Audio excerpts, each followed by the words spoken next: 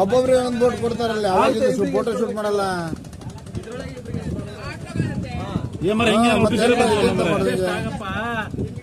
Hello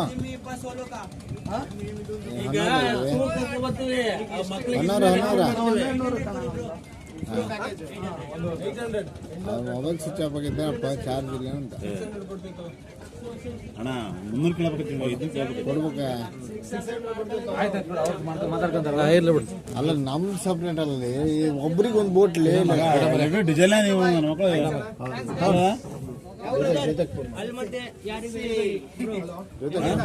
ಜೊತೆಗೆ phone ಮಾಡ್ಯಾರ ನೋಡ್ರಿ.